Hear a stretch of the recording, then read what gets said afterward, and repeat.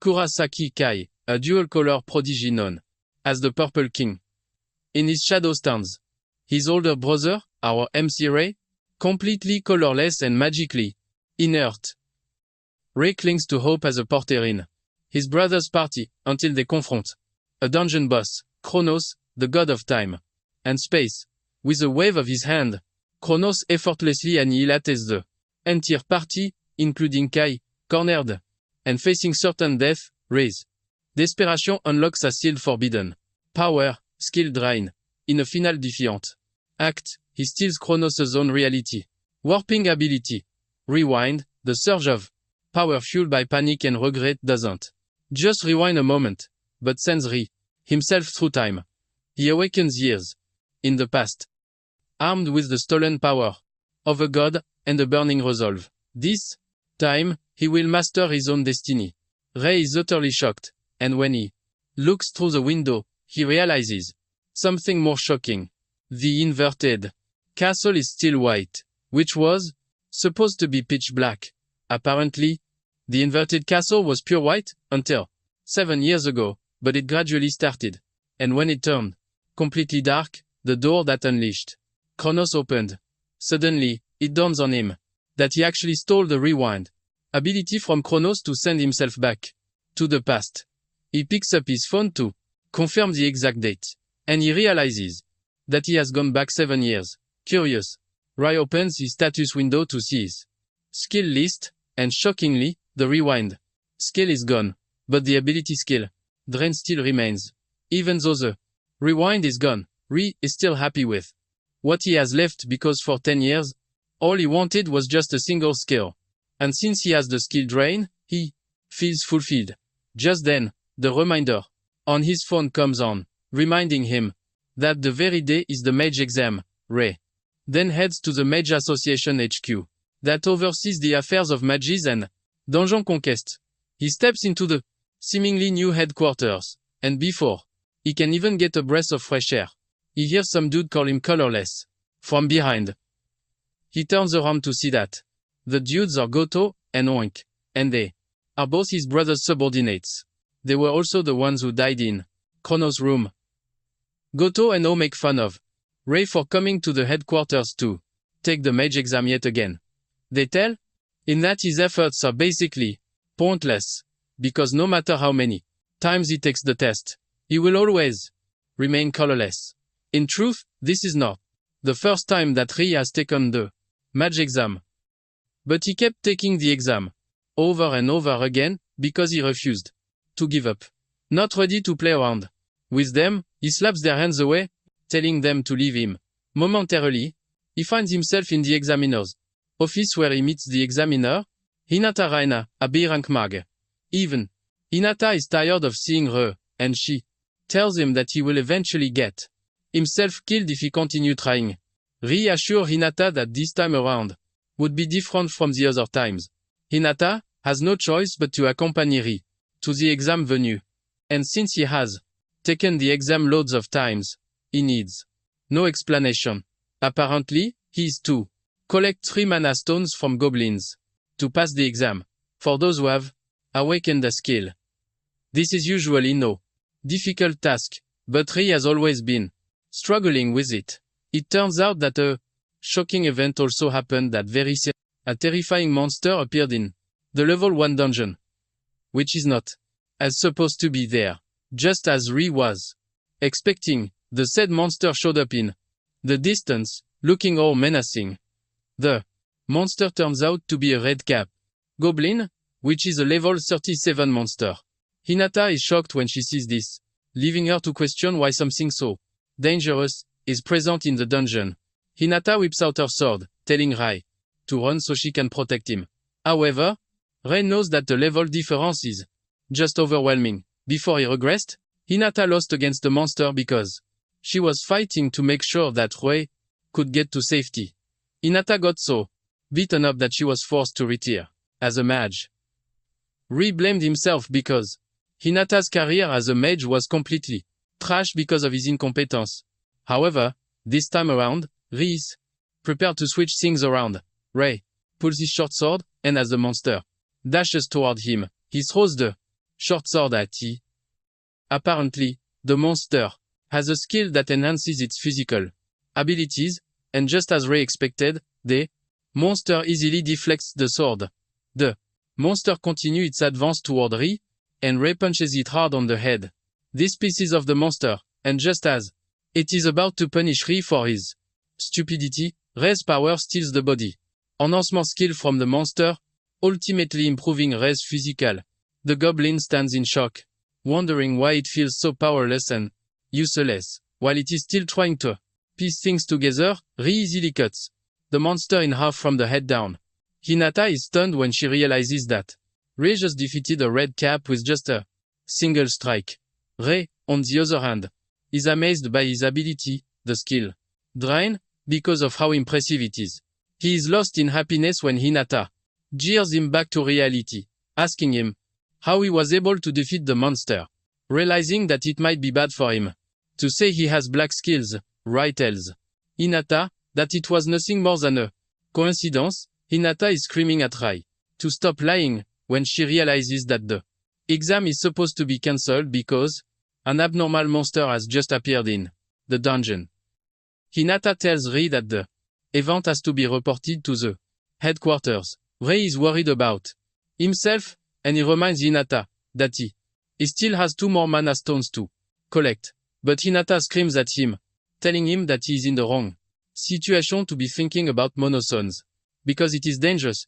Just as fate would have it, 2 regular goblins appear in the distance, and Ray quickly takes them down by slicing their heads off. This further shocks Hinata, leaving her mouth open. Ray then picks up the moons that the goblins dropped, asking the lady if he is allowed to take them. Hinata is just too stunned to answer his question, and momentarily, they return to the headquarters. Not long after this, Hinata shows up with Ray's mage license. He has been officially given the mage status, and he is placed in C rank. Ray picks up the license and lets off a little smile, because it took him just long enough to reach where he currently is. Hinata also shows him the details regarding the exchange of monos that he apparently monosones are a valuable energy source that doesn't emit CO2. In addition to being an energy source, it can be sold to the association. Ray believes that defeating the red cap monster, which is a rank, he will give him decent pay. He checks out in the payment details, and he almost screams out in shock because of the enormous amount there for defeating the goblins. He is getting 1,000, but the red cap alone gives him 3 million. Hinata urges him not to lose his mind yet because he defeated a red cap. Ray is still surprised because he never knew that mages earn a lot of money, and Hinata tells him that he can even get more. This makes him curious, and he asks Hinata about the dungeons. After his discussion with Hinata, Ray heads to a C-rank dungeon that has been reserved for him. Ray is left in awe because in the past he could not enter a dungeon as solo.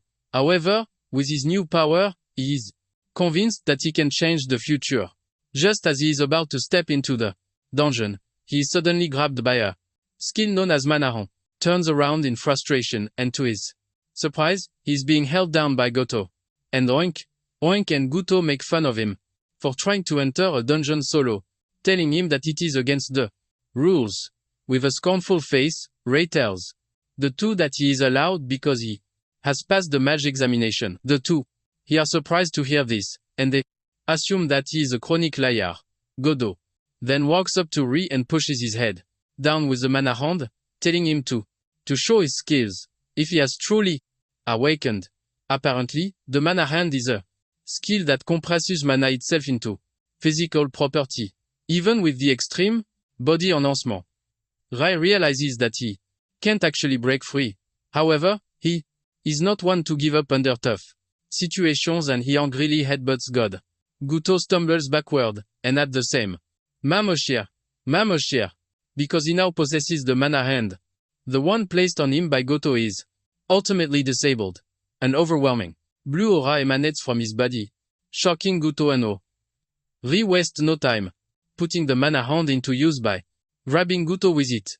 forcing him to admit that Ray is truly unawakened. Oh, he refuses to give Ray his flowers and decides to attack him with a fireball. Ray activates the enhancement skill and uses it to cut down the fire attack. Shocking. Oh, he's trying to fathom what just happened when Ray reaches him with a blow that sends him across the room. Goto is shocked to see that Ray can also use body enhancement. And while rising in pain, Oh asks Ray if he is now a dual-colored mage. Ray simply says no, and just then his drain skill also steals those fireball, basically adding one more color to his skill list. OX. Joe almost drops when he sees this. Because he has never seen or heard of a mage with 3 colors, Eri shows him how dangerous he is by shooting a fireball at him, causing him to almost piss his pants.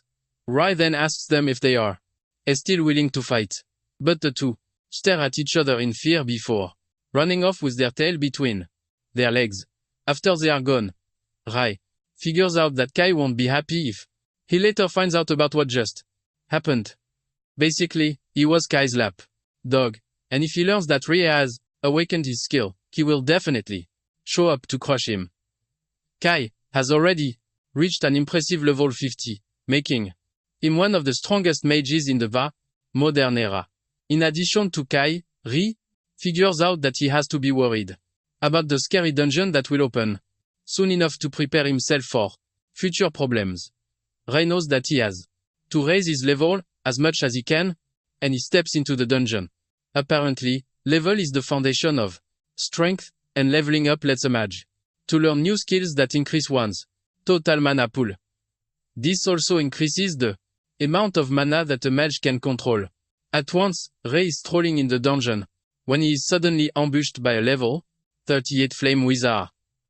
Surrounding the wizard are several fireballs, leaving Ray terrified. Because he can only manage to create one fireball, the wizard is able to do this thanks to the enormous difference in levels. The wizard hurls his fireballs at Ra. And even though he is able to block just one, Ri is forced to change positions to dodge the other fireballs. Ri figures out that he can't defeat the monster head-on. But there is one thing that doesn't change. This is the fact that after using a skill, there is always an opening, and Ri doesn't waste this opportunity as he dashes toward the wizard at great speed. Even though the opening is just 2 seconds, the wizard becomes totally powerless in that moment. Rai is able to punch the wizard so hard that he is sent flying, while also stealing his fireball skill. In the process, the wizard finds himself on his arse. And when he tries to unleash his attack, he realizes that he has become powerless. Ray then gives him a taste of his own medicine by hurling 5 fireballs at him, overwhelming him with a huge firepower that completely destroys him. Once the wizard is killed, Ri is hit with notification telling him that he has leveled up. He realized that defeating higher level monsters gives a ton of experience points, even though it is quite difficult to take on higher ranked monsters. Ray figures out that the skill drain ability gives him an edge. Ray checks his status window to see that he has climbed up to level 12. With this, Ray sets a standard of level 30 for himself. He starts cutting through the dungeon, annihilating monsters left and right. In no time, Ray reaches level 27, but he realizes that he is already slowing down because leveling up is getting tougher.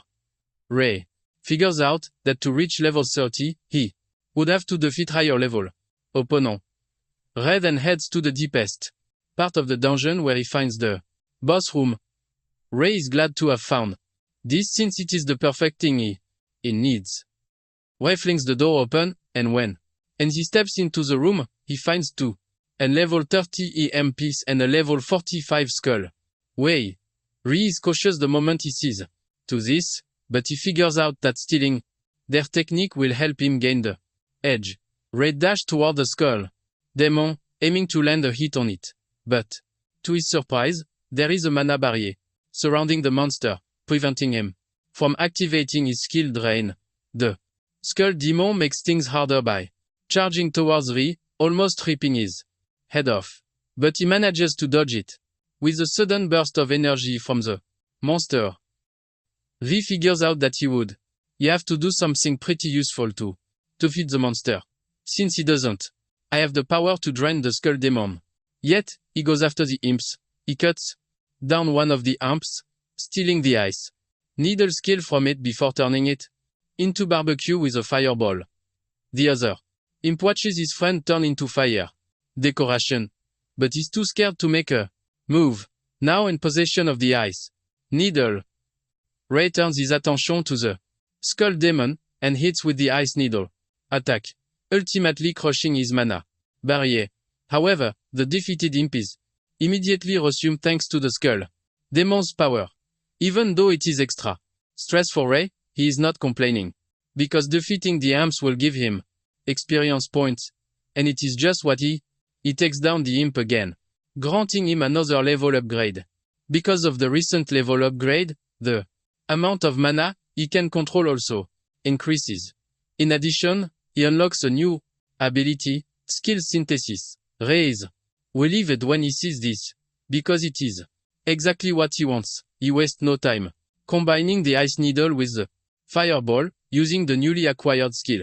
The red and blue skills merge together, creating a fire lance that Ray the skulls toward the skull demon. The skull demon puts up its mana barrier as usual, but the fire lance weakens it, giving Ray the chance to break through and hits him with his punch. By hitting the skull demon, he is able to steal the mana barrier from him, but he doesn't stop there. He also steals the extreme body enhancement, leaving the skull demon totally confused and powerless. Ray then ruthlessly finishes off the skull demon by pushing a fire lance into its chest to engulf it in fire, a large green mana. The stone drops from taking out the skull demon, and he also jumps from level 28 to level 33. Ray heaves a sigh of relief after defeating the tough monster, thanks to the skill synthesis ability.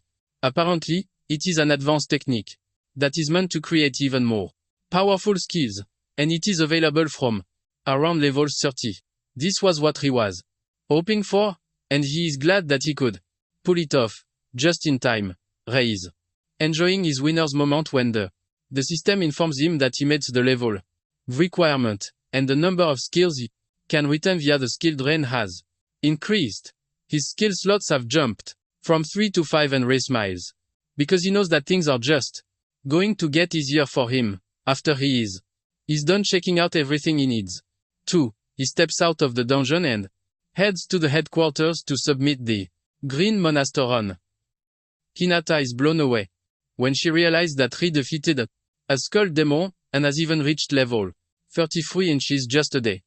Ray smiles nervously, claiming that he only got lucky, but Hinata lets him know that it is unheard of to go past level 30 inches just a single day.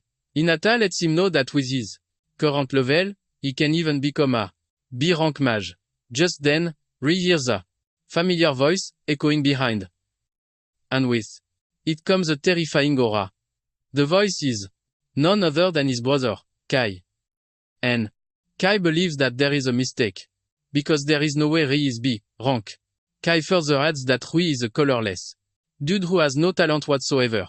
Hinata defends Ray, saying he actually defeated a red cap and a skull demon. The moment Kai hears this, he loses it, and immediately attacks Ray. He throws a powerful punch straight at his chest. Kai easily blocks it with the newly acquired monoguard while smiling at him, and telling him to be careful. With Ray's ability to block his punch, Kai it finally believes the rumor that his brother has awakened with skills. However, Kai is not all that impressed, and he urges Ray to watch his back, because he would like to see just how capable he is. Hinata notices that Kai is acting all careless, forcing her to ask him if he is gearing up for a fight. Kai claims that there will be no issue if Ray is truly B rank, like they claim he is, unless he is just a false mage who sneaked his way to B rank. Ray figures out that rejecting Kai's demands will only set him up for future embarrassment and trouble. Ray then decides to accept Kai's challenge, and this shocks Kai, but at the same time pisses him off. The two then head to the headquarters arena to settle their as differences. Rei figures out that he has to be cautious about the amount of mana that he can control at once since he is going up against an opponent stronger than him. Rei also knows that he has to stay on guard at all times since his max combo is 3 basic skill, while that of Kai is 5 skills. With these numbers alone, Rei is pretty sure that he is going to lose against him if he tries to fight him head-on. To make it fair, Rei figures out that he has to bring in something special. Once they are ready to fight, Rei attacks with the ice needles and Kai responds with fireballs. The two attacks clash in the middle, leaving a loud explosion and a cloud of dust. This blinds Kai's vision, and before he knows it, Rei reaches him with the body enhancement, shocking him. Kai is surprised to see that his brother is now a dual color wielder. On the other hand, Rei is trying to calculate the number of skill mana left for Kai to use, since he has used one already. As he moves closer to Kai, he activates the skill synthesis to create the fire lance. Kai is surprised to see this, but it basically lets him know that his brother can now use 3 color skills. However, he's not worried one bit about it. Just as Rei is about to reach him, Kai welcomes him with a powerful fireball that destroys Rei's fire lance before sending him to the ground. Rei's face lights up in horror because his fire lance, which took 2 skills worth of mana to use, was easily taken out with just a simple skill. Kai mocks his brother, telling him that he might be able to use 3 skill colors, but he can't compare to him because he is on a totally different level. To properly put Rei in his place, Kai shoots deadly fireballs at him. Rei is forced to run around to try and dodge the fireballs, while also creating a fire lance. He shoots the fire lance at Kai, but Kai responds with his usual, the fireball. Kai's fireball breaks through and heads and straight for Rei, but he immediately puts up a mana barrier. However, the mana barrier cannot compare to Kai's power, and it shatters, sending Rei to the ground yet again. With Rei on the ground, Kai walks toward him, telling him to bow and his head in respect, and he would forget about everything that has happened. So far, he wants Rei to admit that he is trash compared to him. Deep down, Rei knows that he can't win against Kai with his little moves and output, but he is not willing to give up because he would continue living like a slave. Determined to make his own name, he gets on his feet, screaming at Kai to tell him that he will never bow to him. Kai is pissed when he sees this, and he tells Rei that he might just have to kill him. Kai immediately activates the Overlock skill, which consumes a large amount of mana, but doubles the amount of mana that can be controlled at once. With the Overlock in place, Kai is able to conjure several fireballs, and he confidently tells Rei that he is about to witness the power of a king. A 10 combo attack. Rei is gripped with fear when he sees this because he recognizes the power, since it is Kai's ultimate move. Basically, he is one person who can use a considerable amount of mana when compared to those on his level. However, this is something Rei has been betting on and has been expecting Kai to use. Rei leaps toward Kai, and Kai makes fun of him, asking him if he thinks he can dodge his attack midair. Rei finds himself contending against a bunch of fireballs, but he activates the mana hand, shocking Kai because he wasn't expecting another skill. Rei knows that no matter how powerful Kai is, he is bound by a cooldown. He manages to dodge the fireballs and he reaches Kai just in time. Kai is on his cooldown period when Rei reaches him and he punches him in the face. Rei's punch is so heavy that it sends Kai across the arena, and by punching him, Rei also manages to steal his Overlock skill. Rei is pleased with the outcome since he is able to steal the Overlock skill too. Rei believes that he has won the fight, but Kai gets back on his feet with a disfigured face, threatening to kill Rei. Just then, Kai pulls out the Demon Lance skill, shocking Rei, since it wasn't expecting Kai to have learned the Crash skill yet. Apparently, it is Kai's greatest skill, which makes it completely dangerous. Ri watches as the lance comes straight at him, but before it can hit, Ri manages to get out of the Ri is forced to admit that the speed of the lance is something else. Ri finally realizes that he was only able to land a hit on Kai because he was being careless. But things have changed. Now that Kai has gotten really serious, Ray finds himself running around the arena because the strength level between him and Kai has skyrocketed. Even with the destruction he has caused to the arena, Kai is nowhere near done. Ri tries to fight back with his fire lance, but Kai overpowers his skill with the demon lance. The wave from the explosion sends Ri straight into the wall, and he screams as he hits the wall. Kai makes fun of him, saying, "This is exactly why he is called the Purple King." Ri has no choice but to admit that Kai is actually right, because his demon lance is one of the strongest. Kai stands above Ray yet again, telling him not to get cocky, just because he can use several skills. Rai admits that he is no match for Kai in his current state, but it suddenly dawns on him that the game is going to change if he can find the potential of the purple skill. Before the fight, the limit to his synthesis is 2 colors. But Ri totally changes the game up by activating the overlock skill. Kai is shocked when he sees his brother tap into the overlock skill, as if it is nothing. Because of the overlock, his mana capacity automatically increases, and he unlocks the skill synthesis. Rai he smiles when he figures out that he has hit the jackpot, but Kai is worried because he doesn't know what sinister plan that he is cooking up. Just then, Ri does something that no one has ever done before, and this is combining 3 colors together. Ray adds the red skill to the blue skill and tops it all up with the yellow skill, ultimately turning it into black mana, leaving Kai's mouth agape. Basically, the mana colors available are red, yellow, and blue. Ray has always been told that he doesn't have an affinity for these 3 colors, but unknown to them, they are all wrong. Ray is a totally different and rare breed because he is a dark mage, unheard of in the history of mages.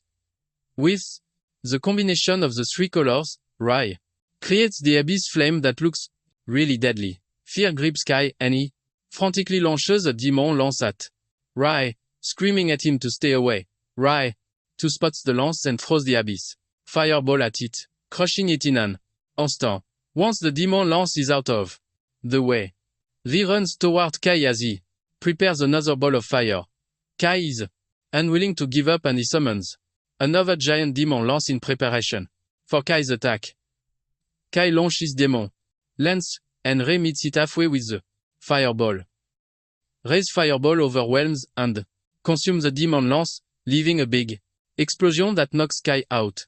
Ray, you cannot believe his eyes as he falls to the ground in amazement that he has finally defeated Kai. The system notification pops on telling him that he has acquired the Abyss Flame, all thanks to the skill synthesis. Moments later, Hinata walks up to Ray in complete shock, asking him what type of skill he just used. Ray is already worried about this because he knows that he can't keep hiding his skill and strength forever. Ray acts like a cool dude and showcases his skill, saying it appears to be it sends a wave of shock through Hinata's body since Ray is the first black skill user. Ray then asks if he is obligated to report the nature of his skill to the association, because he would like to keep it the secret between them. Hinata is surprised to hear this, and she tells Ray that he is missing an opportunity. Ray wonders what opportunity he might be missing, and Hinata reminds him that the strongest mage in each color is always given the title of a king, which basically means he is the Black King since there is no one else. Ray gives it a deep thought, and even though the offer is tempting, he tells Hinata that he doesn't want it at the time. Ray knows he is still weak, which doesn't fit a king. Just then, he remembers that his brother is still passed out in the arena, and he asks Hinata if he will be okay. Hinata lets him know that Kai is one of the kings, and he is sure to recover soon even though he is critically injured. Nonetheless, Hinata plans to take him to the medical room Suddenly, they get an emergency notification on the phone, and, when he checks it, he realizes that a dungeon has appeared in the western entrance of Ikebukuro Park, and the recommended mage level to enter is 70. Hinata is shocked when she sees this, but Rai was already expecting it because he knew it had happened in his past. It is a level 70 dungeon, when most of the kings are still in level 50. And, in the first week of the dungeon's appearance, the kings realized just how weak they were. Because of this, they abandoned the Ikebukuro dungeon. But, unknown to them, it is the starting point of a tragedy. Apparently, the dungeon suffered a dungeon collapse. Because a dungeon is expected to be conquered within a time frame, or else the monsters will come rushing out. Ikebukuro dungeon was the first of the dungeon where the dungeon outbreak. It happened. The appearance of the monsters resulted in so many deaths, leaving the city of Tokyo overwhelmed with monsters. In return, a lot of people died because of the terrifying number of monsters that raided the streets. However, Rei is prepared to stop the tragedy from happening all over again, no matter what it takes. Hinata almost loses her balance when Rei tells her his plan to conquer the dungeon. Hinata tries, telling him how dangerous the dungeon is, even if he is quite strong. In addition to this, only A-rank mages are allowed to enter the dungeon because the recommendation level is way above 50. Since there is a bit of time before the dungeon outbreak, Eri confirms if the A-rank promotion exam is still next week, and Hinata says yes. Since this is the case, Rei tells Hinata his plan to rise to a rank by the time he takes the next examination. Hinata is further surprised when she hears this, but she can't deny the fact that Rei can actually pass the exam with his skills. However, it sounds like there is a problem, and Rei asks her what it is. Hinata then tells him that to take an A-rank promotion test, he has to clear a B-rank dungeon with a party first. This basically means he has to form a party in one and clear a B-rank dungeon. And Rai has completely forgotten this. Rei checks his phone and all he sees are trash messages about people telling him that there is no way they will form a party with him, since he has to clear a B-rank dungeon before the week runs out.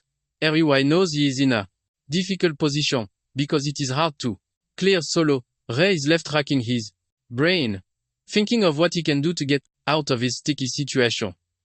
Just then, and he hears some mage scolding their colleague for being so weak. This gets to Rei, who remembers that he was always treated like trash, just like the outcast. Apparently, the girl's name is Ichino Yaya, and her colleagues are not even holding back in calling her a dead weight. The moment Rei hears Ya's name, he remembers something quite important.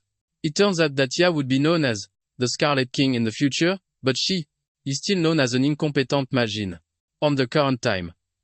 Even though she is weak, Rei is disappointed that her party members are treating her like trash. Ya tried telling her team members that I can't afford to be kicked out of the party because she won't be able to foot her sister's medical bills. She promises to do better the next time they enter a dungeon, and the party leader tells her that she will be waiting to see what we can do during their raid for that very day. She lets Ya know that she's definitely off the team if she messes up, and Ya nervously agrees to this. Ya and her team then step out to take on a dungeon, but Rai is worried that things might not go well. Rai knows that Ya became the Scarlet King in the years to come, but she suffered loads of hardships before then. Rai remembers that it was around this time that she was involved in a certain incident. Apparently, she was critically injured during a boss battle, and she went into a coma for years. Suddenly, it dawns on Rai that the incident might be that very. Even though Rai is not sure about it, he could see that Ya was acting really weird to prevent something crazy from happening to her. Rai decides that he needs to step in. Meanwhile, Ya and our team have encountered the dungeon boss Daan, a level 45 monster. Suddenly, the party leader does something extremely crazy, and she push Ya into the monster's range, so she can use her as bait. She tells Ya to fight the monster all by herself, and Ya tries reminding her that she can't win against the monster alone. The party leader then tells Ya that she will be kicked out if she can't take on the boss monster by herself. Ya is pushed into a corner by the party leader's demand. But she believes that she has no choice, since everything she is doing is for her sister's sake. The party watches in amusement as he walks toward the boss and hurls a fireball at it. Ya's fireball hits the target, but the monster doesn't move an inch from where it is. Ya freaks out when she realizes that her strike was useless against the monster. Suddenly, the Doahan leaps toward her, ready to smash her to death with its big sword. The sword hits right in front of her, causing a big wave that shatters the ground and sends her crashing to the ground, totally at the monster's mercy. The monster is about to finish her off when Rai appears on the scene. And with the help of his extreme body enhancement, he blocks the monster's attack. Ya is shocked when she sees a savior appear right in front of her, preventing her from dying. Rai puts all of his strength into repelling the attack, and he pushes the monster backward. Ya is left in awe and returns around to make sure that she is fine. Ya's party members are not happy that someone out of nowhere showed up to ruin their plan. They know that Dullahan is a scary monster with terrifying weight. But Rai pushed it away like it was nothing. Just then, Dullahan gets back on its feet and lets off a loud roar that hits every corner of the room. Rai is not surprised that the monster is still alive, because the Dullahan's armor is obviously enhanced with a strengthening skill which makes regular attacks completely useless against it. Since this is the case, Rai decides to steal the skill and nullify it. Rai risks everything and leaps toward the monster to try and touch it. He manages to touch the monster and he activates the skill Drain, but to his surprise, the skill refuses to come on. Rai is forced to jump backwards before he is sliced in half by the monster. Rai returns to where Ya is, and she asks him if he is fine. Rai lets her know that he is good because he managed to block the monster's attack with his sword. Rai finally figures out that Doahan's armor is its external part, and to get the skill Drain to work, he has to touch the internal part of its body. Just then, Dullahan smashes its sword on the ground, releasing a massive energy blast from it. Rai raises and his mana barrier and screams at Ya to stay behind him so she doesn't get hit. Rai's mana barrier successfully blocks the incoming attack, but the wave from the attack sends the party members flying around like papers. Only the party leader remains standing, and she angrily launches an ice lance at the monster. Surprisingly, Dullahan blocks the attack and retaliates with a counter-attack that the lady couldn't dodge. She finds herself getting thrown into a wall. Since the ice lance was useless against Dahan, Rai figures out that he needs a skill that is beyond the monster's strengthening skill. Rai resorts to using his Abyss Flame, and he wastes no time cooking up a black fireball, shocking Ya. Rai hurls a black flame directly at the monster, and Dahan also sends its energy wave in Rai's way. The two attacks meet halfway, but Rai's flame is just too powerful, and it overwhelms Doahan's energy blast. The black flame reaches Doahan before it even gets a chance to do anything, and it is engulfed in fire. Rai restricts the monster's movements with the Mona hand to make sure that the black flame does its job. This is enough to burn through whatever armor strengthening skills that Doahan has, and it crumbles to dust from the overwhelming power of the black flame. With the Dullahan dead, it drops a large green Mona stone. But Ya is more concerned about the amazing power that Rai possesses.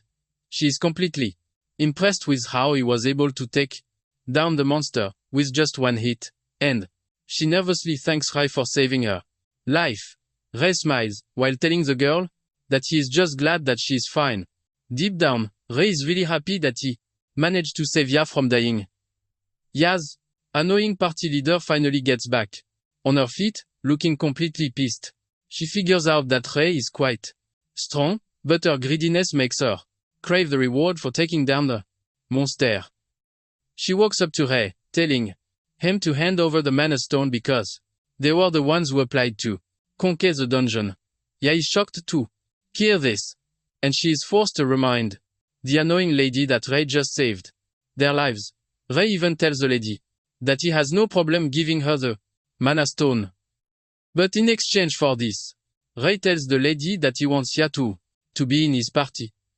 This shocks the party leader, and even Ya herself. Ray then turns to Ya saying she is also free to make her choice as he is not imposing on. The party leader bursts into maniacal laughter when she hears this, and tells Ray that she wholeheartedly agrees with the deal. She taps Ya on his shoulder, asking her if she is also fine with the deal. Ya suddenly replies that she is in on the deal, and she tells Ray that she is now in his care. The party leader collects the monon, and as she walks away, she talks about how she has managed to strike a good deal by exchanging a useless party member. Unknown to her, but known to Ray, Ya is the real deal. After the party is gone, Ya thanks Ray once again for saving her, and Ray apologizes for making her leave her party all of a sudden. Ya, on the other hand, doesn't think too much about herself because she believes that she is just going to drag Ray down. Ray then tells her that she has nothing to worry about because she is going to get stronger and even stronger than those who abandoned her. Ya is shocked to hear this because she doesn't see herself as someone who is going to get stronger. Ray then tells her that he heard her conversation with her former party members at the headquarters, but he assures her that it was not intentional because of what he heard. Ray tells Ya that he can be her support. A is relieved to hear this, and she tells Ray that she is willing to be in his care. Ray smiles, realizing that he has successfully bagged gold. The following, Ray and Ya prepare to step out in an attempt to conquer a B-rank donjon. Ya asks if they are liable to take the A-rank exam if they conquer the dungeon, and Ray says yes. In addition to this, Ray lets her know that there is actually something that will make her stronger inside the dungeon. This gets Ya curious, because she knows that getting stronger will help her earn more money to pay her sister's medical bills. Excited at this, Ya shows Ray how hyped she is to take on and the dungeon. The two steps into the B-rank dungeon, which is a crystal cave. The first set of monsters that they come across are black wolves, and this scares Ya. However, Ray urges her to stay back while he takes care of the monsters. Ray runs toward the monsters, and he activates the extreme body enhancement before reaching them. Armed with his sword, he cuts down the monsters like tissue. He slices them open one after the other, shocking Ya, who was watching from behind. She is in awe at just how strong Ray is because his strength can't to be compared to that of her former party members, even though they were strong. Ray then leads Ya to exactly where he wants them to go, assuring her that he is going to support her.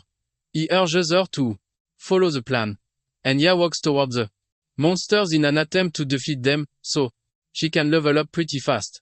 Even though she can only use simple attacks, she is willing to try her best against the monsters. Ya conjures her fireballs in preparation for the little monsters running up to her.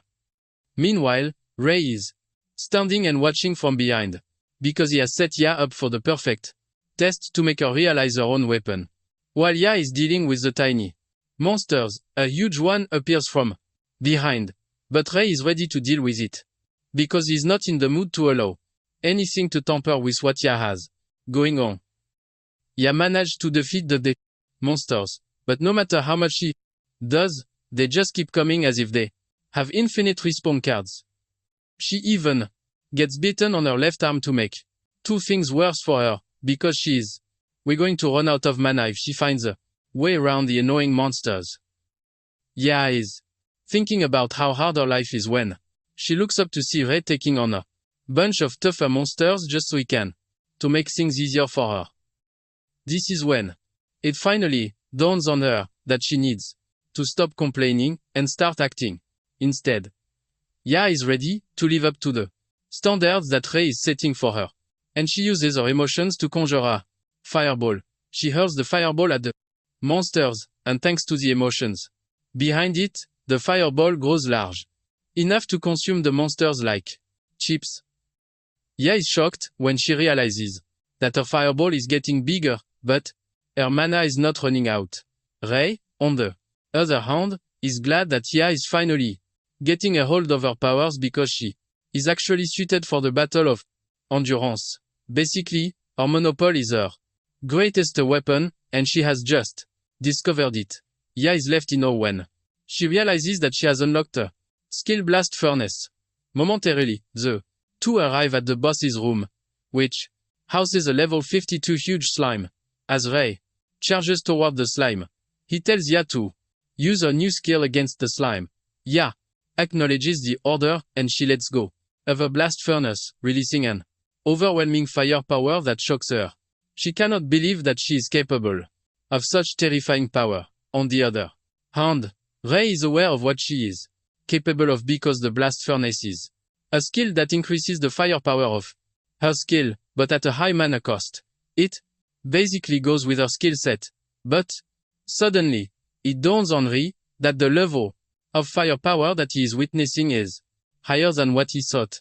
Ya's firepower engulfs the entire room, turning it red, and she ultimately wipes out the slime. After the boss is defeated, Rei walks up to her, commending her for a job well done. Ya is initially shaken, but she pulls herself together and starts laughing because she never thought she was capable of such amazing power. However, she doesn't waste a second to appreciate Rei, because it is all thanks to him that she discovered her potential. After conquering the B-rank dungeon, the two return to the surface, and she mentions that they have managed to fulfill the conditions that allows them to participate in the A-rank exam, meaning what is left is to take the exam. Rei smiles at her, confirming this, but deep down, he is edging to take the exam and pass, because it is a must. On the day of the A-rank examination, the two head to the association and Hinata tells them that they are going to have to measure their combat capabilities and pair them with someone for a mock battle. Rei is ready to take on the exam and pass, so he can finally become an A-rank mage for his next plan. Ya is also excited and she urges Rei to put in his best too. Just then, they run into former party members and the annoying leader, Izoyama. They make fun of her for trying to take the exam, but Rei steps up to defend Ya, telling the party members that Ya is not going to lose to cowards like them. Izoyama scoffs and then mocks Rei, telling him that she has better party members that he can get instead of the useless Ya. Just then, the said party member appears in the distance, and it turns out to be a lady, Aono Yuri. This immediately gets Rei worried because he has heard the name in his past life. Apparently, Yuri was so powerful that she once soloed a very dangerous dungeon without much stress. It was after this that she became really famous. And judging by the present circumstances, Rei easily figures out that Yuri is probably around an A-rank mage already. Yuri then walks up to Rei, saying that he looks like someone who is quite interesting. This catches Rei off guard, leaving him to stare at Yuri. Weirdly, Ya is worried about how Rei is acting, and she calls his name. The mention of his name immediately tells Yuri who he is, as she is able to figure out that he is Kai's elder brother.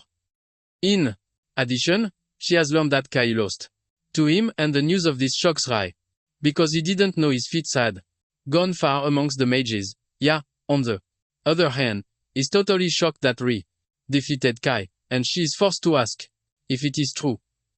Yuri then turns around to tell Rei that he might be impressive, but he has no chance against.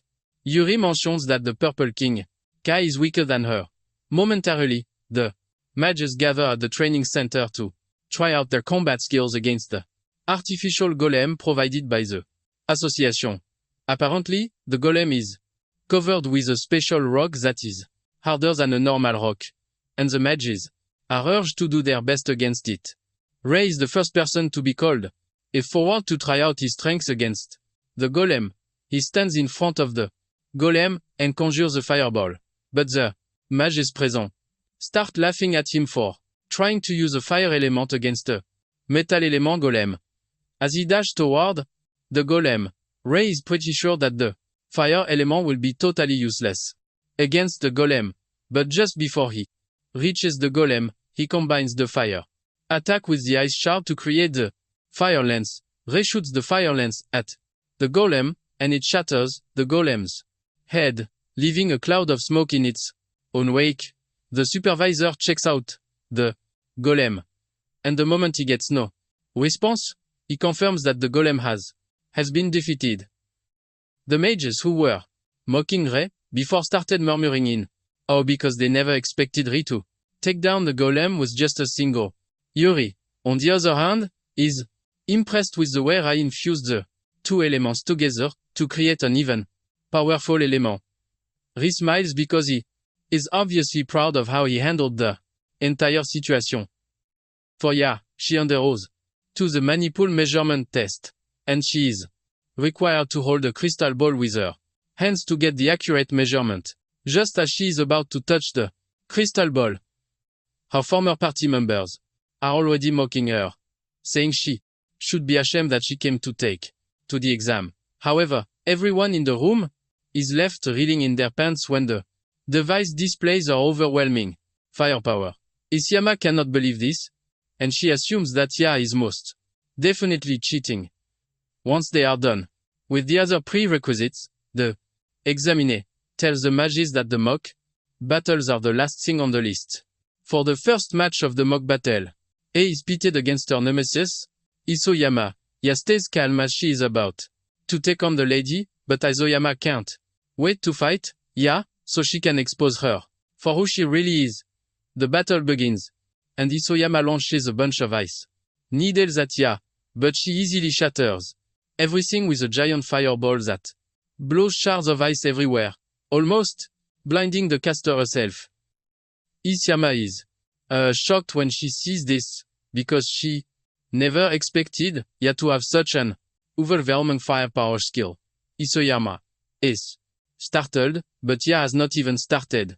Ya creates another fireball, and she hurls it at Isayama. Isayama senses the terrifying power behind the fireball and immediately puts up a mana barrier, hoping that this would save her. Before, in the attack hits, she's already mocking Ya for being a fool because her attack plan is quite simple. She plans to block Ya's attack before launching a counter-attack to get her off. Suddenly, she realizes something crazy, and this is the fact that Ya's attack is not stopping anytime soon. A continues, launching a series of fireballs at Isayama and her mana barrier. And, because of the consecutive attacks, the mana barrier breaks apart, exposing Isayama's fear behind it. Isayama turns to her usual cowardice move, but as she runs away, she is hit by one of the resulting rubbles from Ya's fireball attack. Isayama gets hit in the back of, and as she crashes to the ground, every fiber of her existence refuses to believe that Ya has surpassed her in strength. She crashes to the, and the examiner stops the battle, declaring Ya the winner. Ya's face lights up in excitement, and as she returns to the stands, Ray commends her for a job well done. Ya smiles, saying she can't believe that she won, but she wishes Ray good luck in his battle against Yuri. Yuri remains calm as she tells Ray to step into the arena for their battle. As they step into the ring, Yuri asks Ray if there is any particular reason as to why he is taking the examination. Ray stays mute, and Yuri says she can see that he is more prepared compared to the other participants. Ray then replies that if has something that he needs to do, no matter what, which is why he can't allow Yuri to stop him. Yuri smiles when she hears this, and she lets off an overwhelming aura, reminding Ray that she is pretty strong. Ray assures her that he is aware of this, but he is confident that he is going to win. Yuri is impressed by his confidence, and to put the talks to aside, she suggests that they do battle instead. Yuri starts with with the attacks first, and she launches the series of mono blades at Rei. Rei whips out his sword to try and block the blades, but he struggles. Apparently, Yuri uses a skill called mana conversion that allows the user to manipulate their mana freely. Just then, Yuri surprises Rei with a powerful and overwhelming attack that almost crushes him, but he manages to get out of the way in time. Yuri smiles evilly, saying Rei is lucky to have dodged the attack, but Yuri is tired of staying on the defensive, and he decides to go on the offense instead. He runs toward her, but Yuri is not. I'm going to allow him to get to her just easily. She hurls some long-range attacks at him, but he blocks them using his mana barrier. Rei then dashes toward, and he swings his sword really hard in an attempt to decapitate her, but she jumps backwards while she's still in the air. Rei tries to finish her off with his fire lance, but Yuri uses the mana conversion skill to create a shield to protect herself. Her shield is able to hold off against Rei's powerful lance attack, but she admits that he tried his best. Rei, on the other hand, is worried because her defense appears to be totally flawless. Without a doubt, Rei. You can see that she's absolutely strong. Yuri then makes the next move by launching several long-range beams at Rei, forcing him to run around the arena in an attempt to dodge. Rei admits that Yuri's attacks are troublesome, and Yuri, on the other hand, mocks him, saying he has no chance if he thinks we can run around to win. Rei then turns toward her, and she locks on him with her attacks, believing that it is over for him. However, Rei has something else. Just as the attacks are about to hit him, he activates his physical enhancement and cuts down everything that Yuri throws at him, shocking her. However, she's not done with Rei just yet. Yuri admits that it is her first time seeing someone who can wield 3 colors. However, she shocks him, saying she can also use body enhancement too. She activates the skill, and then conjures a scythe using her primary skill. Suddenly, she vanishes right in front of Rei, and by the time she reappears, she is behind him. Rei almost can lose his head, but manages to turn just in time to block the attack. Rei is thrown backward from the overwhelming attack, and with just how fast Yuri is, Rei soon finds himself on the defensive again as Yuri hunts him down. Rei cannot believe the amount of overwhelming power that the girl possesses, and because of this, he decides to go to extremes. He allows Yuri to get close, and he grabs her hand, but Yuri mocks him for this, believing that there is nothing to make of it. Suddenly, she realizes that something is wrong with her, and she knows it. Rei has stolen her body enhancement skill. She starts stumbling backwards with the realization that her power is leaving her. With no way to defend herself, Rei gets the perfect opening to land a perfect hit straight into her chest. Yuri coughs up in pain as she falls to the ground. She cannot believe that Rei was actually hiding his true power all the while. With Yuri on the ground and unable to fight back, Rei is declared the winner of the duel. Later on, Yuri wakes up in the hospital to see Rei and Enya standing beside her. The two are happy to see her back to life, and she admits that he lost the fight. She tells Rei that it wasn't expecting him to be strong the way he is. Yuri then asks him why he has come to visit her. With a humble voice and stance, Rei bows his head, asking Yuri if she would mind joining his party. Yuri is shocked when she hears this, and Rei lets her know that after reassessing the battle, she also got promoted to a rank. Rei admits that they need Yuri if they are to have a chance at conquering difficult dungeons. Rei is still talking when Yuri cuts him off by laughing out loud, saying he's a really interesting fellow. Yuri doesn't drag, and she tells Rei that she doesn't mind following his lead. Rei is I'm glad to hear this, and the two shake hands to seal the deal. Suddenly, the ground starts shaking ferociously, leaving Rei totally worried. He wonders what could be happening, and unknown to him, Kronos is actually trying to break off from where he is imprisoned, and all he needs is just a bit more strength to pull it off. When the shaking stopped, Rai remembered that in his past life, a lot of earthquakes similar to this had happened before the Ikabukuro dungeon later collapsed. Rai figures out that they are reaching the time limit for the dungeon break already. Even though the dungeon is pretty difficult to take on, Rai doesn't think they have a choice in this point in time. Just then, he tells all the two girls his plan to conquer the dungeon, and this scares the crap out of them. They remind him that the dungeon is the most difficult in the region, which makes it even more dangerous for and the three of them. Yuri then asks him if he's suggesting that they conquer the dungeon because of the earthquake that happened, and Rai confesses that he has a bad feeling about it. Rai says that there are several reports concerning abnormal monsters, and he wants to believe that it is a prerequisite to something more dangerous. Yuri doesn't really care about whatever Rai says, as long as she follows his lead. Realizing that Yuri is on board, Ya also assures Rai of her. Rai is glad to hear this, and he thanks them for the support. The next, Rai and his party submit a request to conquer the Ikabukuro dungeon to Hinata. Their request is approved, and the trio heads to the dungeon entrance. Being the insane person she is, Yuri is super excited to take on the dungeon. Ya mentions that it would have been better if they had enough numbers to help with, but Rai says this is impossible since the association is limited to the number of rank match that they can deploy. He then says it would have been nice if a certain person called Oawa were with them. Before the regression, Okawa was known to be one of the best in Japan.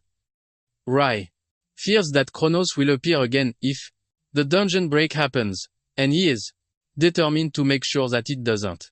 Before entering, the girls urge Yuri to get formalities out of the way and call them by their regular names. To waste no further time, he agrees to this, and the trio steps into the dungeon afterward. Upon entering, the first monster they come across is a level 71 skull demon. Rai is shocked to see this since the monster is a boss in other low-level dungeons, but it is already showing up at the entrance of the dungeon. Without fear, the trio charges toward the skull demon, and it immediately puts up a mana barrier. Rai figures out that getting the mana barrier out of the way is the first thing to do, and he shoots a fire lance at the barrier. However, a single hit from the fire lance appears to be too weak to destroy the barrier. And Yuri then unleash their combined efforts to take down the barrier, giving Rai the open chance to run toward it and slice it in half. As usual, defeating the skull demon provides them with a big Raymond recommends the ladies for their impeccable timing in taking down the barrier. Yuri then finally summons the courage to ask Rai how it is that he is able to use so many skills. Rai takes a minute, but he finally answers, revealing that he has an ability called Skill Drain. The girls are confused by this, and Rai explains that just by touching, he is able to steal someone else's skill. It finally dawns on Yuri what happened during their duel. However, Rai assures Yuri that he has already returned her skill. Ya, on the other hand, is totally blown away, because she wasn't expecting Rai to have such an overpowered skill. She finally realizes why Rai wanted them to take on the dungeon, and she concludes that they are in safe hands as long as Rai is with them. Ya is also determined to make sure that she's not a burden to the team. With this, the team continues their advance deeper into the dungeon, and shortly afterward, they arrive at the boss's room. Ya points out that the rumbling of the ground is getting more intense. She is forced to ask if they really have what it takes to take on the Shertis boss monster. Rai then tells Ya that they have undergone a level increase on their way to the boss's room, and with this, he believes that they should be able to pull it off. A admits that the dude is right with his analysis, and she is ready to prove herself to the team that she is not a drawback. Suddenly, something appears behind and grabs her. Before any of them can react, they turn around to see a terrifying creature. Level 89. Grim Reaper, which is the boss of the dungeon. Rei is ultimately shocked and terrified since the boss shouldn't be out of its room. This leaves several questions running through his head, but the main focus of everything is that they are in a deep mess. Rei then tells Yuri that things might look bad, but they have no choice but to save Ya. Rei screams at Ya to make sure that she is fine.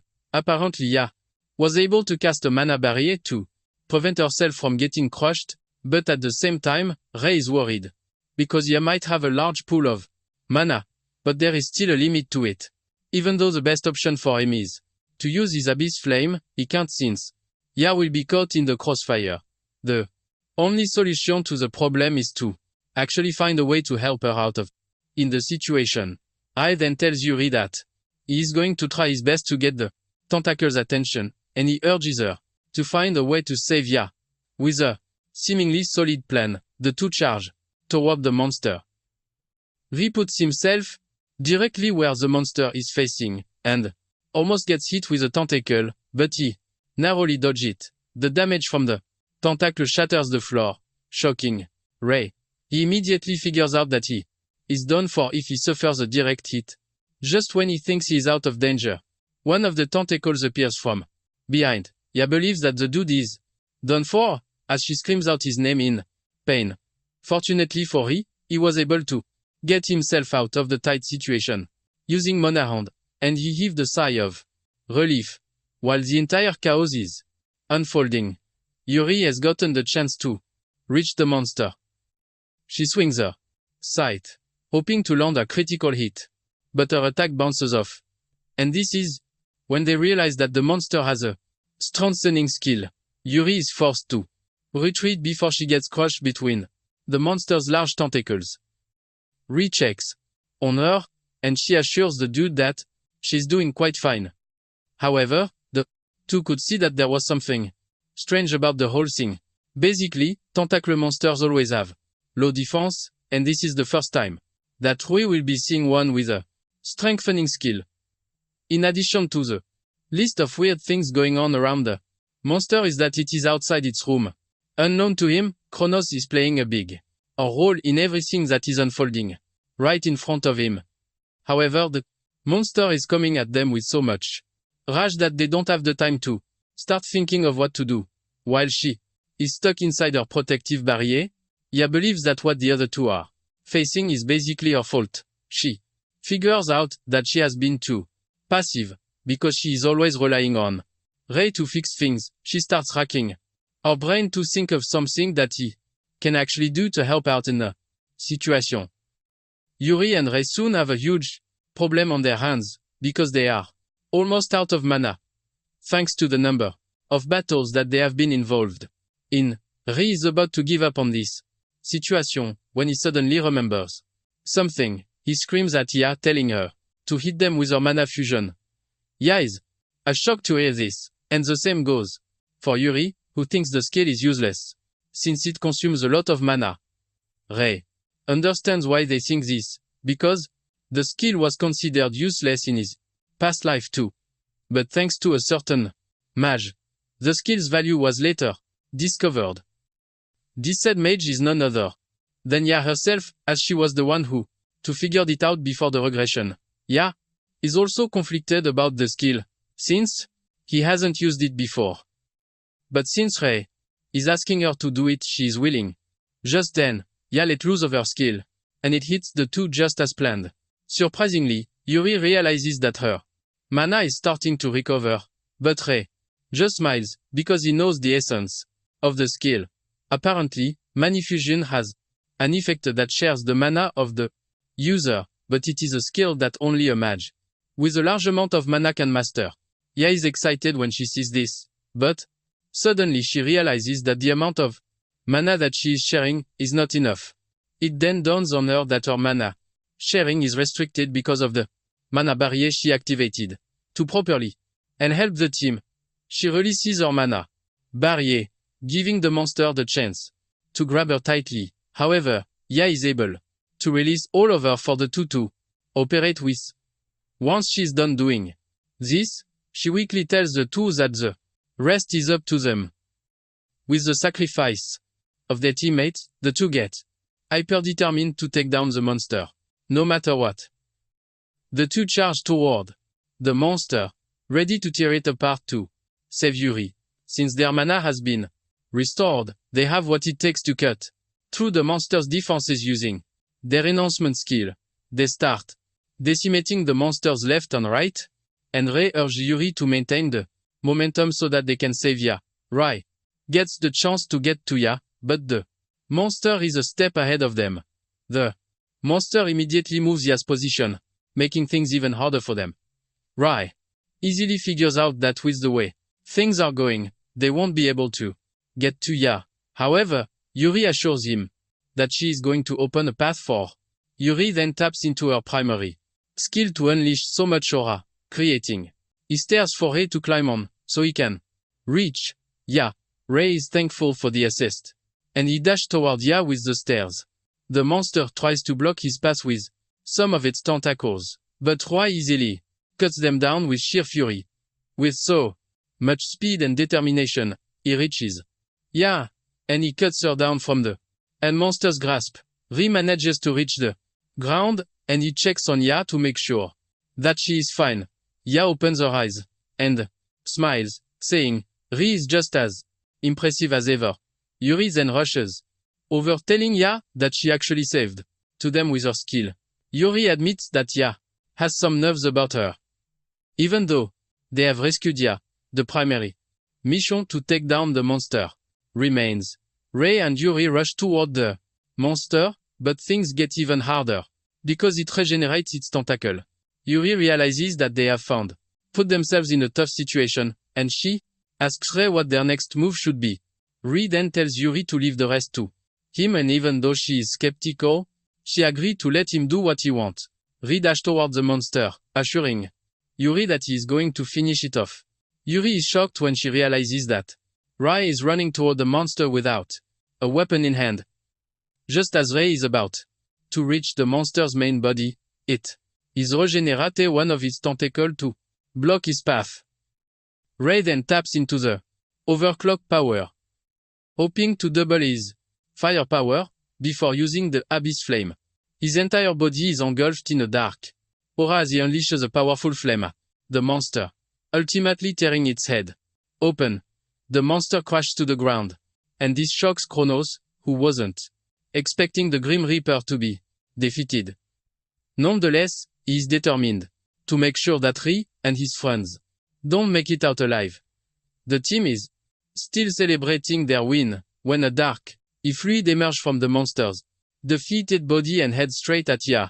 It almost impales her, but Rei is able to get her out of the way just in time. Rei realizes that the fluid is getting more powerful, and he screams at the girls to make a run for it. As they run toward the exit, Aiwa is hoping that they don't die since they have managed to stop the dungeon from collapsing.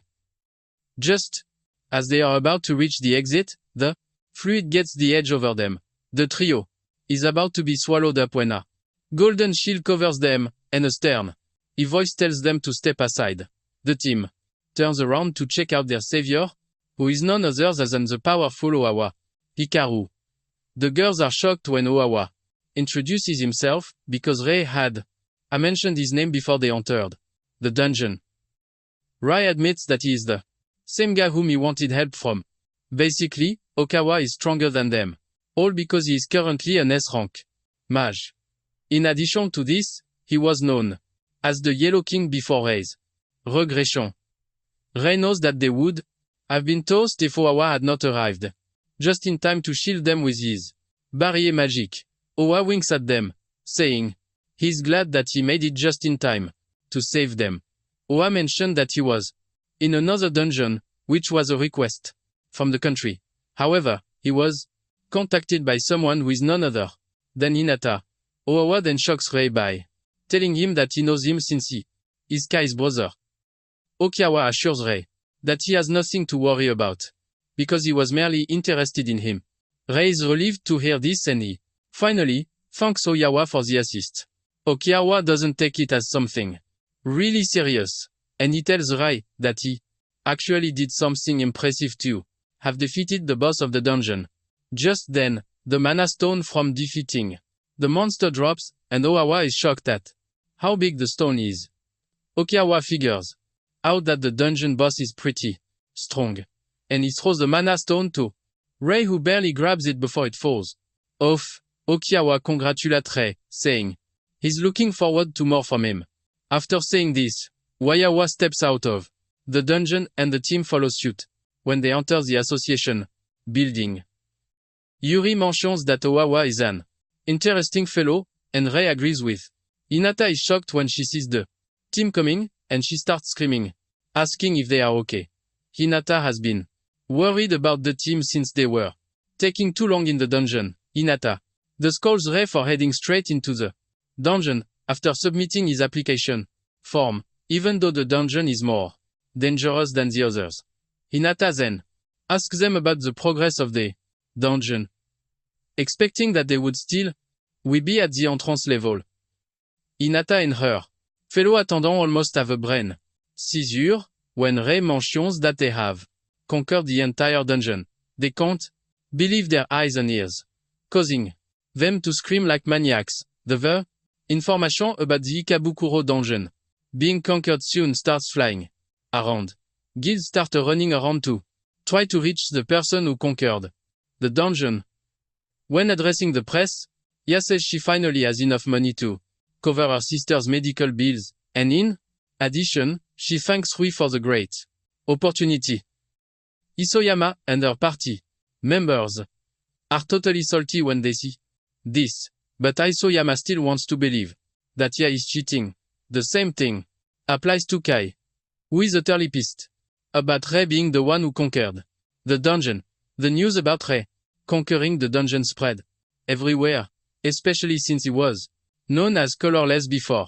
Group chats went wild with friends calling each other out, suggesting that they all apologize for trash-talking Rei. While everyone is talking about how impressive Rei is, he's thinking about how he is. I'm going to get stronger since he was able to conquer the dungeon, thanks to the help he got from others. 3 days later, Rei heads to the association because Hinata summoned him, claiming that there is something he needs to hear. Rei and the girls are shocked when Hinata tells them that they have received a request to conquer a certain dungeon. Ya can't I believe this because they just became a rank mages. And Hinata says this is possible thanks to their recent achievement. Basically, dungeon explorations are usually requested by mages themselves, but being offered a verbal request is something the association only allows to a certain number of mages. A smiles, telling Rei that everyone is counting on him, but Rei disagrees, saying the entire party is needed.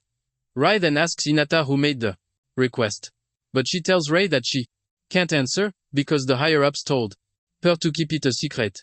As expected, Yuri wants them to accept the mission, just because it sounds fun. Rei is obliged to accept, since it was made via the association, so it shouldn't be anything suspicious.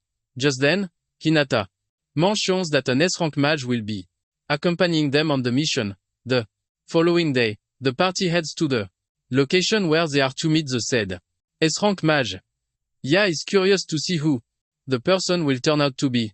Momentarily, they run into the person, and to their greatest surprise, it is Okawa. As they step into the dungeon, Rei mentions that he never thought Okawa would be the one to escort them. And Oawa smiles, saying he already knew, but I wanted to keep it a surprise. Oawa then mentions that he is looking forward to the mission, because the whole world is also watching them. Ya is blown away by how carefree Oawa is, and Rei agrees with her, but reminds her that the dude is still an S-rank mage even at that. Rei then asks Oawa if it is true that there is a tricky mechanism inside the dungeon, and Oawa says yes. Apparently the scout team came back with a report that there was a wall of fire blocking the path. Rei is curious about this, and he asks how they are supposed to deal with it. Makawa then reminds them that he has his barrier skill, and as long as he is with them the firewall means nothing. Rei notices that the dude is overconfident. And he wonders if he thinks the dungeon will be easy. As if Oawa can hear his thoughts. He tells Ri that he will see how cool he is once he sees him in action. Because he will be the one carrying the entire team. Suddenly, a wave of monsters appears on the scene, and Rai tells his team to get ready too. He is also interested in seeing how strong an S-rank mage really is. Suddenly, he spots Oawa sitting in the corner with fear written all over his. Oawa tells the trio to handle the monsters because he is not quite familiar with the type of monsters that they are currently going up against. A reminds Oawa of what he said about being and the main man, but Ray just tells his team to face the monster and forget about the coward. The trio takes their stance, and they start hurling out long range attacks at the incoming monsters. Yuri confidently goes after the monsters, saying that they are nothing compared to the monsters that they fought in the past. Ya and Yuri take out the majority of the monsters, and Ray finishes off the rest with his fire lance. Okiawa is blown away when he sees this, and after the monsters have been defeated, Ya excitedly celebrates with Ray. Oawa finally stands up from where he was hiding, claiming that he hates bugs and he is thankful that they saved his life. Suddenly, some wolves appear from behind and charge toward Oawa, but he gets serious and pins them down in a square box, ultimately killing them off pretty easily. Ray and his team, you are shocked when they see this, and Ray asks Okiawa what sort of skill he just used. Okiawa mentions that the skill is called the square box, and it is one of his barrier skills. However, the skill can't be used against a large foe. Ray is completely amazed because he has heard of it before, but this is the first time he will be witnessing it. Once the monsters are taken care of, Okawa suggests that they keep moving. As Ray walks behind him, he is completely in awe of Okawa, because he is an embodiment of what an S-rank should look. Momentarily, they arrive at the Sion wall of fire, and it is just as the report said. The intensity of the fire can be felt some meters away without even going close. Just then, Oawa steps forward, and he creates a path through the fire with his barrier magic. The team excitedly walks through the passage, and they soon find another hole which leads to the boss's room. Since they are all ready, Ray suggests that they move into the boss's chambers. Deep down, Oawa is waiting to see what Ray is capable of because he wants to know if he is a fraud or he is the real deal. As when they step into the room, Ray complains about how hot it is, which obviously signifies the power of the foe they are about to engage. The boss finally steps out, and it turns out to be a level 68 Flamegar. Just the appearance of the boss alone sends shivers down Ray's spine. Ray panics as the monster walks toward them, and he tells the team to put up a mana barrier. However, Oawa tells to him that there is no need for this. The monster unleashes its flame breath on them, but Oawa easily blocks it using his barrier magic. This ultimately blows Ray's mind, and Okawa tells Ray that he will handle defense while they handle offense. Ray acknowledges the order, but it takes a moment to think about what to handle. He figures out that the barrier could fail at any time if it gets hit severely. Ray thinks of using his abyss flame, but he quickly ditches the idea because the monster is quite fast, and in addition, it is a boss level monster. Since the mana usage for the abyss flame is quite high, Wai figures out that I'm just going to have to take down the monster in another way. Ray then leads the charge while telling Yuri and A to find a gap to attack. As he approaches the monster, Wai activates his body enhancement and leaps toward it. Ray deceives the monster into thinking he is about to attack him head-on, but Ray maneuvers behind it before landing a critical hit. Yuri and Ya also support from behind as they launch their long-range attacks at the boss monster. Even with the combined attack, the monster remains mobile, and this just confirms Ray's fear that the monster is quite strong.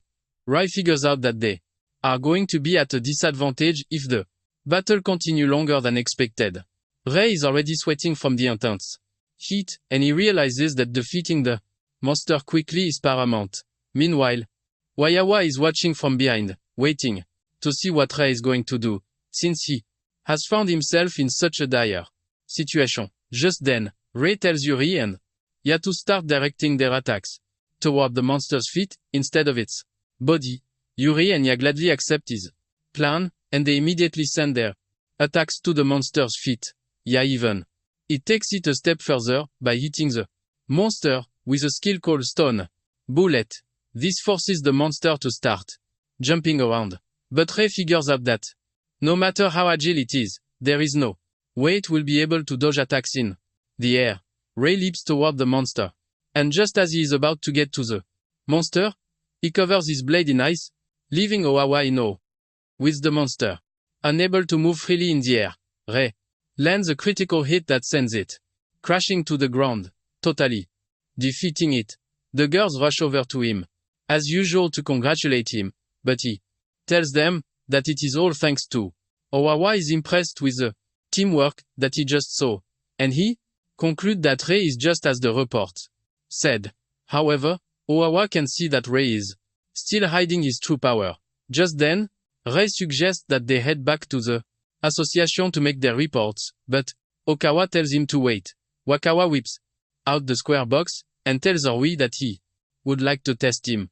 Okiawa tells Rei that the box can be used to capture monsters, but at the same time, it can also be used as a method for training. Owawa then comes clean, telling Rei that he wants to see his true power. Because of this, Wayawa wants Rei to defeat the monster sealed inside the box. He assures him that he is going to reseal the monsters if it starts getting dangerous, but it will be up to him to tell him to do it or not. Rei finally realizes why Okawa followed them, and even though he doesn't know his true motive yet, we cannot let go of an opportunity to gain more experience.